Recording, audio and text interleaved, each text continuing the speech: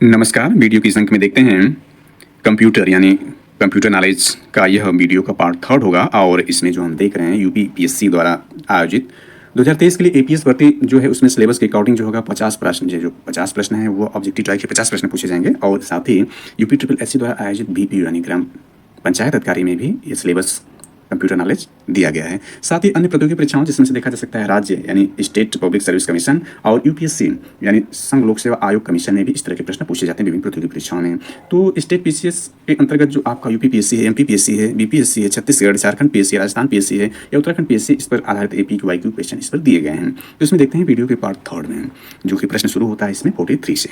इस पर आधारित दो वीडियो जो है 1 से 25 प्रश्नों का वीडियो पार्ट 1 में और 25 से 42 तक का जो पार्ट है वो वीडियो के पार्ट 2 में चर्चा कर चुके हैं। तो इसमें देखते हैं प्रश्न संख्या 43 से। इसमें 43 नंबर प्रश्न को देखें तो 43 जो दिया गया है द्विआधारी यानी इसको बाइनरी संख्याएं कहते हैं। द्विआधारी जो बाइनरी संख्याएं हैं तो इसमें क्वेश्चन है कि द्विआधारी संख्याएं कौन सी है। तो इसका सही आंसर ए है यानी 0 और 1 जो है यह द्विआधारी। द्विआधारी का मतलब जिसका बेस 2 हो उसको द्विआधारी होता है, जिसका बेस 10 होता है उसको दशमलव संख्याएं कहते हैं। तो द्विआधारी जो है 0 और 1 है। इसमें देखते हैं इसकी व्याख्या को। ए इसका आंसर आ तो इसकी व्याख्या समझ लेते हैं। बाइनरी संख्या पद्धति में केवल 2 अंकों 0 तथा 1 को काम में लेने वाली संख्या पद्धति जिसमें स्थानीय मान निकालने का आधार 2 लिया जाता है। जैसा कि हम जानते हैं कि जो दशमलव पद्धति है उसके स्थानीय मान निकालने का आधार 10 होता है। बाइनरी पद्धति 2 अंकों मात्र 0 तथा 1 के द्वारा सभी शब्दों को पढ़ती है। पहला शब्द 0 से इंगित होता है जिसका अर्थ है करंट का अभाव यानी स्विच ऑफ। करंट जो स्विच ऑफ होता है वो 0 से एवं दूसरा 1 यानी करंट की उपस्थिति यानी स्विच ऑन यानी जब करंट चालू होता है 1 होता है और करंट जब बंद होता है तो 0 से इंगित किया जाता है। और इसमें कुछ एक्स्ट्रा जानकारी ऐड कर लेते हैं। तो जैसा कि हम जानते हैं सामान्यतः हम लोग 0 से 9 अंकों का उपयोग कर कोई भी संख्या लिखते हैं। इसका आधार 10 होता है यानी डेसिमल नंबर सिस्टम होता है। यानी 0 से 9 तक जो अंक होता है जिसको हम जानते हैं ये डेसिमल नंबर सिस्टम होता है। परंतु कंप्यूटर में कोई भी पूरी संख्या 0 और 1 के द्वारा प्रतिनिधित्व किया जाता है। यानी संपूर्ण संख्याएं जो होती हैं 0 और 1 के द्वारा प्रतिनिधित्व की जाती हैं। कंप्यूटर में प्रयोग होने वाली संख्या पद्धतियां देखें तो 3 प्रकार की होती है। पहली जो होती है इसमें द्विआधारी होती है। पहली जो है द्विआधारी संख्या पद्धति बाइनरी नंबर सिस्टम होता है। दूसरा ऑक्टल संख्या पद्धति ऑक्टल नंबर सिस्टम। तीसरा हेक्साडेसिमल संख्या पद्धति होती है। जो 3 तरह की संख्याएं होती हैं कंप्यूटर में। तो इसमें कुछ और जानकारी के रूप में देखें तो दशमलव प्रणाली डेसिमल नंबर में अंकों का आधार 10 होता है। जैसा कि हमने देखा था इसमें प्रत्येक अंक का अलग अलग स्थान होता है, स्थानीय मान होता है, उसे हम उस अंक का स्थानीय मान कहते हैं। कि इसका यहाँ पर जैसे हम 17 लेते हैं तो 17 इसमें जो है 17 का स्थानीय मान देखें तो इसमें जो जैसा कि हम जानते हैं जब संख्याएं लिखी जाती हैं यानी लिखने क्रम में सबसे पहले इकाई होगा, दहाई होगा, सैकड़ा होगा, हजार होगा, 10,000 ऐसे ही लिखा जाएगा। यानी बाएं से दाहिनी तरफ संख्याओं का मान बढ़ता जाएगा, स्थानीय मान बढ़ता जाएगा। तो इसमें 17 एग्जाम्पल के रूप में देखें यानी 17 जो होगा तो इसमें जो 1 है दहाई वाला जो है इसका जो स्थानीय मान होगा 10 होगा और 7 वाले स्थान का जो स्थानीय मान 1 होगा। क्योंकि इसको हम यदि 1 करते हैं 1 गुणे 10 धन 7 गुणे 1 करेंगे तो ये 17 हो जाएगा। यानी इकाई के स्थान का जो स्थानीय मान 1 होगा, दहाई का 10 होगा, सैकड़ा का 100 होगा, इस तरह से स्थानीय मान होता है। इस तरह बाइनरी प्रणाली में स्थानीय मान 2 पर आधारित होते हैं। इसके बाद इसमें देखते हैं इसमें कुछ और जानकारी को ऐड कर सकते हैं इस नंबर सिस्टम के रूप में। तो द्विआधारी को दशमलव रूपांतरित करने के लिए द्विआधारी संख्या के अंकों को उसके स्थानीय मान से गुणा कर प्राप्त सभी गुणनफल को जोड़ दिया जाता है। समझते हैं अभी जो स्टेटमेंट हमने कहा उसको एग्जाम्पल के माध्यम से समझते हैं। जैसे द्विआधारी संख्या यदि कोई लिख लिया जाए, जैसे द्विआधारी संख्या 1 0 0 0 1 1 लिख लिया जाए तो इसका स्थान देख लिया जाए यानी किस स्थान पर है तो यह आपका 0 से स्टार्ट होगा, 0 वाले स्थान पर है, पहले स्थान पर, दूसरे स्थान पर, तीसरे स्थान पर, चौथे स्थान पर, 5वें स्थान पर है। अब चूंकि इसका जो है द्विआधारी संख्या है तो 2 पर इन सबों का घातांक कर देंगे। यानी 2 पर 0 घात हो जाएगी, 2 पर 1 की घात हो जाएगी, 2 पर 2 की घात हो जाएगी, 2 पर यहाँ पर जो हो जाएगा 3 की घात हो जाएगी और 2 पर 4 की घात हो जाएगी और 2 पर 5 की घात हो जाएगी। इन संख्याओं को क्रमशः देख लें। 2 पर 5 की घात का मतलब 32 हो गया और 2 पर 4 की घात का मतलब 16 हो गया, 2 पर 8 की घात 2 पर 3 की घात का मतलब 8 हो गया, 2 पर 2 घात का मतलब 4 हो गया और 2 पर 1 घात का मतलब हो गया 2 और 2 पर 0 घात का मतलब 1 हो गया। अब जो द्विआधारी संख्याएं दी गई यानी इसमें 5 हैं, 2 2 4 1 5 है, इन संख्याओं का स्थान के हिसाब से गुणा कर देंगे। कहने का सही हुआ कि जो यहाँ पर गुणा करेंगे, यहाँ पर 1 हुआ, 1 में 1 का गुणा करेंगे, पुनः 2 में 1 का गुणा करेंगे, यहाँ 0 में 4 का गुणा करेंगे, 0 में 8 का गुणा करेंगे, 0 में जो है 16 गुणा करेंगे और 32 में 1 का गुणा करें तो गुणा करें यहाँ 3 जो हुआ 0 हो जाएगा। यानी जो संख्या बनेगी 32 धन यहाँ 0 हो जाएगा, 3 स्थान केवल यह बचेगा यानी 2 धन 1 बचेगा। 32 चौथे से 35 यानी 35 जो मान है 35 जो संख्या है उसका द्विआधारी अंक जो हुआ 1000011 लिखा जाएगा। इस प्रकार से द्विआधारी संख्या को जो है दशमलव संख्या में बदला जा सकता है। और किसी द्विआधारी संख्या किसी दशमलव वाली संख्या को यदि दशमलव वाली संख्या को द्विआधारी संख्या में चेंज करना है तो उसके लिए क्या प्रोसेस उसको देख लेते हैं। तो यहाँ पर इसको जो होगा 2 से भाग करके हम करेंगे। जैसे 35 हो गया, 35 में 2 का भाग करेंगे तो यहाँ हो जाएगा, कितनी बार जाएगा, यहाँ शेष लिखेंगे यानी यहाँ शेष होगा तो जितना बार भाग जाएगा यानी भागफल जो होगा यहाँ नीचे लिखा जाएगा। तो 17 दूना 34, 17 बार भाग गए, शेष कितना बचा? 1 बचा। शेष इसका 1 बचा है। पुनः 2 से भाग करेंगे तो यहाँ जाएगा, कितनी बार भाग जाएंगे? 2 8 16, 8 बार गए और 1 शेष अभी बचा। अब 2 का भाग करते हैं तो यहाँ गया 2 चौको 8, 4 बार भाग गए, अब शेष कितना बचा है? 0 बचा है। पुनः 2 से भाग करते हैं, 2 दूना 4 हो जाएगा, यानी 2 बार भाग गए, पुनः कितना शेष बचा है? इसका 0 बचा। फिर 2 से भाग करते हैं, फिर 2 एकम 2, यानी कितनी बार भाग गए? 1 बार गया, कितना शेष बचा? 0 बचा। अब जो 1 बचा है, यानी यहाँ से आप इसको देखें, लिखेंगे तो ये हो जाएगा, यानी इसको लिखा जाएगा तो ये नीचे से लिखा जाएगा, यानी यहाँ शेष 1 बचा है, जो ये शेष 1 बचा है, क्योंकि अब 2 से भाग करने की आवश्यकता नहीं है। ये हो जाएगा 1 0 0 1 1, बेस इसका 2 हो जाएगा। तो इस प्रकार से किसी भी दशमलव संख्या यानी जिसका बेस 10 होता है उसको द्विधारी यानी बेस 2 में चेंज किया जा सकता है। इस संख्याओं का जोड़ यानी बाइनरी का एडिशन और सब्सट्रैक्शन घटाना को भी देख लेते हैं संक्षेप में यहाँ पर। तो द्विधारी का एडिशन देख लेते हैं सबसे पहले। ये हो जाएगा, यानी चूंकि इसमें दो ही संख्याएं 0 और 1 होती है तो 1 + 1 = जो होता है 0 होता है, यानी 1 + 1 0 होता है। हासिल एक को दूसरे कॉलम में जोड़ते हैं। वैसे तो ये 10 होगा, यानी 1 + 1 को जोड़ा जाएगा, 1 + 1 यदि ऐसे जोड़ दिया जाए, 1 + 1 जोड़ दिया जाए तो 1 0 हो जाएगा, लेकिन ये 0 रखा जाएगा और 1 जो होगा वो हासिल के रूप में दूसरे में ऐड हो जाएगा, दूसरे कॉलम में जोड़ दिया जाएगा। और 1 + 0 = होता है 1, 0 + 1 = होता है 1, और 0 + 0 जो होता है वो 0 होता है। यानी इसको एक जोड़ के माध्यम से भी समझने का प्रयास कर सकते हैं कि 1 0 1 0 और 0 1 1 1 को जोड़ते हैं तो यहाँ जोड़ेंगे जैसा कि अभी देखा 1 हो जाएगा, और यहाँ 1 में 1 जोड़ेंगे तो 0 हो जाएगा, और यहाँ 1 1 है और यहाँ 0 जोड़ेंगे तो 1 हो जाएगा, और हासिल जो 1 है पुनः जोड़ेंगे 1 1 तो 0 हो जाएगा, और यहाँ 1 में 0 जोड़ेंगे 1 हो जाएगा, पुनः 1 जोड़ेंगे तो 1 0 हो जाएगा, यानी ये इसका जोड़ हुआ है जिसका बेस 2 लिखा जाएगा। इसके बाद घटाव को भी देख लेते हैं होती है, तो इसको घटाव को भी देख लेते हैं। 0 - 0 = 0 होता है, 1 - 1 = 0 होगा, 1 - 0 = जो होगा 1 होगा, और 0 - 1 भी करेंगे तो यह 1 होगा। निकटतम बाईं तरफ से एक उधार लेकर, यानी निकटतम बाईं तरफ से एक उधार लेकर हम घटाएंगे, जैसे कि डेसिमल पद्धति में करते हैं। घटाने की प्रक्रिया को भी संक्षेप में समझने का प्रयास करते हैं। जैसे 1 1 0 1 है, इसको घटाते हैं 0 1 0 0 1 से। यहाँ घटाते हैं तो यह आपका जो हो जाएगा, यहाँ जैसा कि अभी घटाने की प्रक्रिया में 0 में से 1 घटाए तो यहाँ 1 बचा, और यहाँ जो बचा है 1 में से 0 घटाया तो भी 1 बचा, 0 में 0 घटाएंगे तो यहाँ 0 हो जाएगा, और 1 में से 1 घटाएंगे तो जैसे घटाने में हमने देखा कि ये 0 हो जाएगा, और यहाँ जो आपका है 1 में से 0 हो जाएगा 1। ये बहुत ही साधारण प्रक्रिया इसको घटाना, और इसका बेस 2 लिखा जाएगा। तो घटाव बहुत ही साधारण इसका है।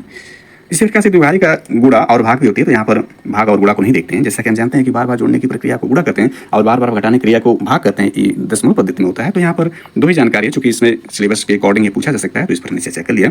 यहाँ पर थोड़ी सी जानकारी जो कि वीडियो के पार्ट नेक्स्ट पार्ट रहे हैं, यानी अगले जो पार्ट अपलोड किए जा चुके हैं यानी पूर्व के पार्ट में, तो उसमें जानकारी दी जा चुकी है कि जो बाइनरी मेमोरी होती है, कंप्यूटर डेटा को संग्रहित करने के यंत्र को मेमोरी कहते हैं। मेमोरी में डेटा बाइनरी रूप यानी 0 अथवा 1 रूप में संग्रहित होता है। तो सबसे छोटी इकाई इसकी बिट होती है, जैसा कि हम चर्चा कर चुके हैं, बिट होती है। यह कंप्यूटर मेमोरी की सबसे छोटी इकाई है। बिट का केवल एक ही मान होता है, 0 या 1 होता है। बिट में या तो 0 होगा या 1 होगा। निबल देखें तो ये 4 बिट का एक समूह होता है। बाइट देखें तो यह 8 बिट का समूह होता है। डेटा को बाइट में मापा जाता है। किसी भी अक्षर, चिन्ह या स्पेस के लिए कम से कम 1 बाइट स्थान की आवश्यकता होती है। शब्द वर्ड देखें तो ये बिट्स का समूह है। कंप्यूटर जिसे एक इकाई की तरह व्यवहार करता है। शब्द की लंबाई विभिन्न मशीनों के अनुसार बदलता रहता है। देखें तो इसमें 4 बिट्स जो होगा, 4 बिट्स को जो कहते हैं एक निम्बल कहते हैं, और 8 बिट्स जो होता है वह मिलकर 1 बाइट होता है। और 1024 बाइट्स को हम जानते हैं 1 किलोबाइट होता है। 1024 किलोबाइट 1 मेगाबाइट यानी एमबी होता है। 1024 मेगाबाइट 1 गीगाबाइट, और 1024 गीगाबाइट 1 टेराबाइट होता है। इस पर हम चर्चा कर चुके हैं, इसलिए यहाँ पिछली चर्चा नहीं करते हैं। और कुछ संक्षेप में देख लें कुछ जानकारी के रूप में इसमें, तो दशमलव पद्धति में 0 जो होता है वह यानी BCD का मतलब हो बाइनरी कोडेड डेसिमल। तो 0 को जो होगा डेसिमल में 4 0 के रूप में इंगित किया जाएगा। 1 को जो कहा जाएगा 000 1 के रूप में। 2 को कहा जाएगा 0010 के रूप में। 3 को जो कहा जाएगा वह 000011 के रूप में 3 को कहा जाएगा। इसके बाद 4 को इसी प्रकार से कहेंगे बाइनरी नंबर में। 4 को कहा जाएगा 0100, और 5 को कहा जाएगा, यानी 5 को बाइनरी नंबर में क्या कहेंगे, 5 को कहेंगे 0101, यानी 5 को जो कहा जाएगा वह 0101। और 6 को जो कहा जाएगा उसको देखते हैं। 6 को जो कहा जाएगा वह आपका होगा 0110, और 7 को जो कहा जाएगा उसको भी देख लेते हैं यहाँ पर। तो 7 को कहा जाएगा, यानी 7 को बाइनरी नंबर में क्या कहेंगे, तो 7 को कहेंगे 7 जो होगा उसको 0111, और 8 को कहा जाएगा यह होगा 1000, और 9 को कहा जाएगा 1001। तो 0 से 1 तक जो डेसिमल संख्या है और जो 0 और 1 जो आपका बाइनरी नंबर है, इसको हमने परिवर्तित करके देखा किस प्रकार से 0 से 9 तक की संख्याएं बाइनरी नंबर में चेंज होती हैं। अब आगे देखते हैं, यहाँ 44 नंबर प्रश्न को देखते हैं, जो कि अभी हमने चर्चा किया उसी पर बेस दिया है, इसलिए हमने चर्चा विस्तृत रूप से आगे कर लिया। तो 44 है 1 + 1 का द्विधारी योग होगा। इसका सही आंसर देखें तो 0 तथा कैरी 1, यानी इसको जोड़ेंगे तो हमने अभी देखा 1 में 1 जोड़ते हैं तो 1 0 होता है, यानी 1 में 1 जोड़ा हमने 0, और 1 जो होगा कैरी के रूप में अगले कॉलम में ऐड हो जाएगा, तो इसको लिखा जाएगा 0 था कैरी 1 के रूप में। इसको पूर्ण रूप से 0 भी नहीं कर सकते, इसलिए यह 20 का आंसर सबसे सटीक सही। उत्तराखंड लोअर सबऑर्डिनेट प्री 2010 में पूछा गया प्रश्न है। इसको देखें 1 + 1 द्विधारी योग बाइनरी एडिशन है, 0 था कैरी 1, इसी प्रकार 0 + 0 द्विधारी योग 0 होगा। तो ये 44 रहा। इसके बाद नेक्स्ट देखते हैं 45 नंबर प्रश्न है। इसमें दिया है एक कंप्यूटर की स्मृति सामान्य तौर पर, यानी मेमोरी जो होती है, सामान्य तौर पर किलोबाइट अथवा मेगाबाइट के रूप में व्यक्त की जाती है। 1 बाइट बना होता है, इस पर चर्चा हम कर चुके हैं। 8 द्विधारी अंकों का, यानी 8 द्विधारी जिसका बेस 2 होता है, उसका जो बना होता है, यानी किलोबाइट या मेगाबाइट में व्यक्त किया जाता है। 1 बाइट जो होता है 8 द्विधारी अंकों का बना होता है, इस पर चर्चा हम कर चुके हैं। तो यह जो पूछा गया देखा जा सकता है कि कई में पूछा गया IAS प्री 2000 में, उत्तराखंड PCS में 2006 में, यूपी UDA LDA मेंस 2010 में, उत्तराखंड UDA LDA मेंस 2006 में, उत्तराखंड PCS मेंस 2002 में और उत्तराखंड PCS प्री 2005 में प्रश्न पूछा गया। वेरी वेरी इंपॉर्टेंट है, इसको व्याख्या रूप में देख लेते हैं। तो कंप्यूटर की सभी कार्य प्रणाली अंक पद्धति पर आधारित होती है। जब कंप्यूटर में डाटा एंटर करते हैं तो मेमोरी में जगह घेरता है, इसको मापने के लिए यूनिट का प्रयोग करते हैं। सबसे छोटी यूनिट जो होती है बिट होती है।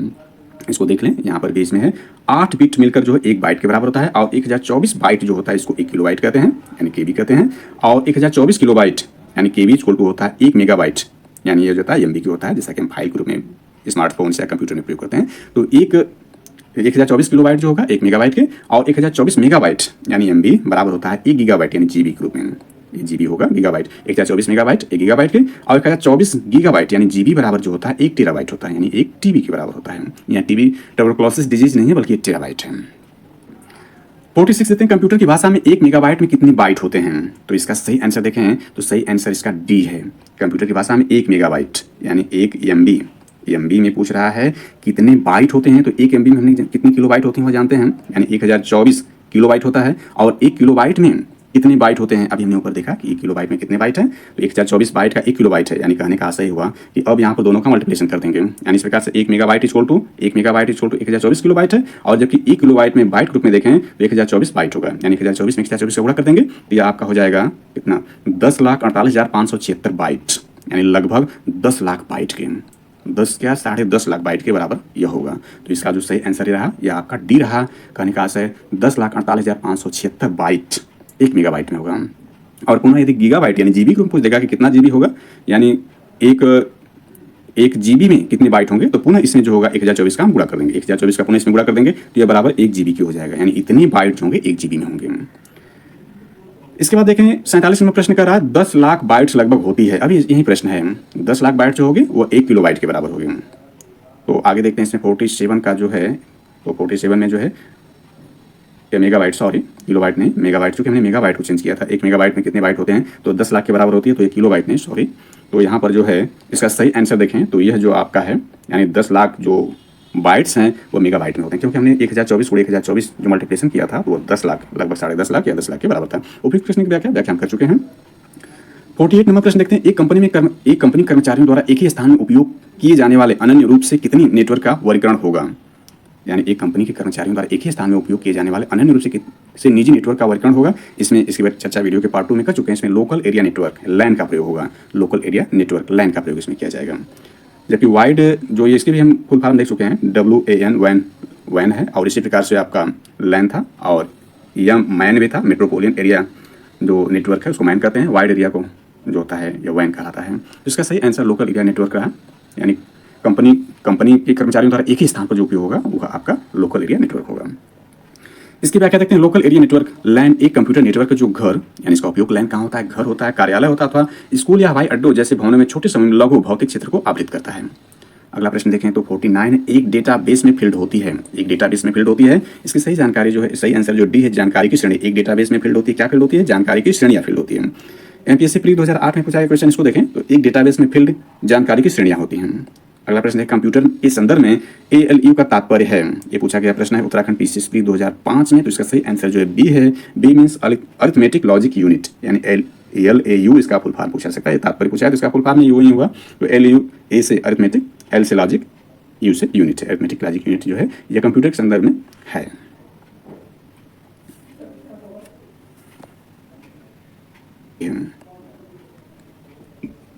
तो 41 है, कंप्यूटर शब्दकोश में सीडी अक्षरों का प्रयोग किसके लिए किया जाता है?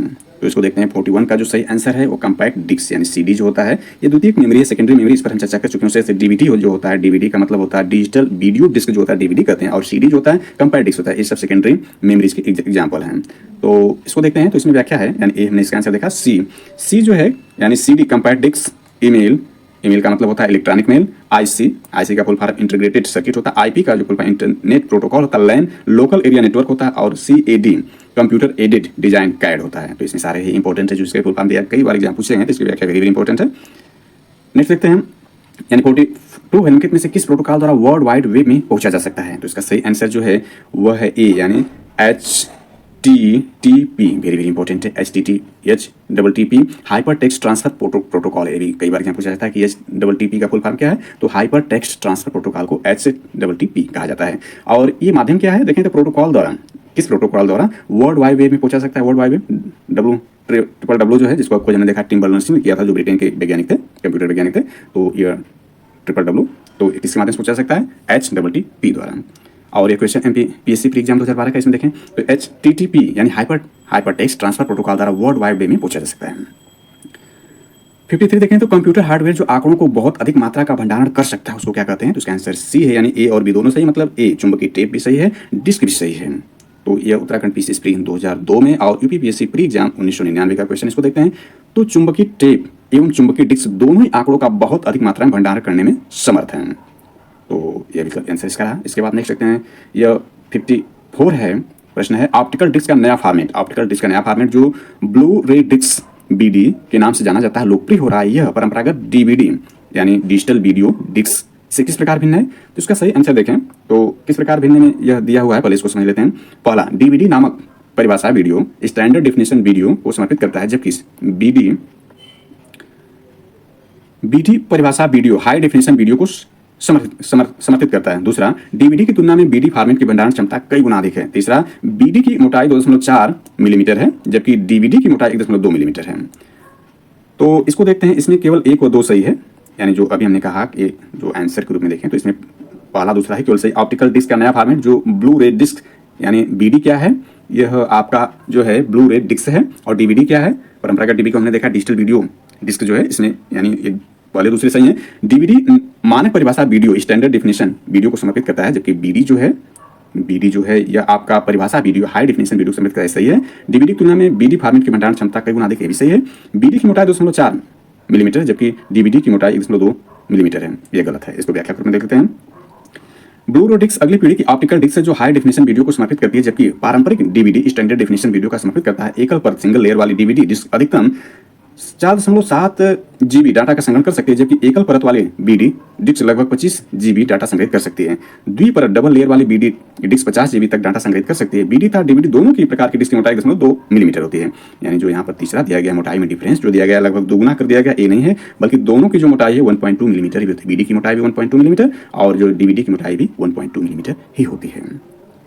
इसके बाद 55वां प्रश्न देखें तो निम्न में से कौन कंप्यूटर हार्डवेयर नहीं है? हार्डवेयर सॉफ्टवेयर के रूप में पूछ रहा है, तो इसमें कंपाइलर जो है वह हार्डवेयर नहीं बल्कि सॉफ्टवेयर है, जबकि प्रिंटर, माउस और कीबोर्ड जो है वह हार्डवेयर है। इसको देखते हैं।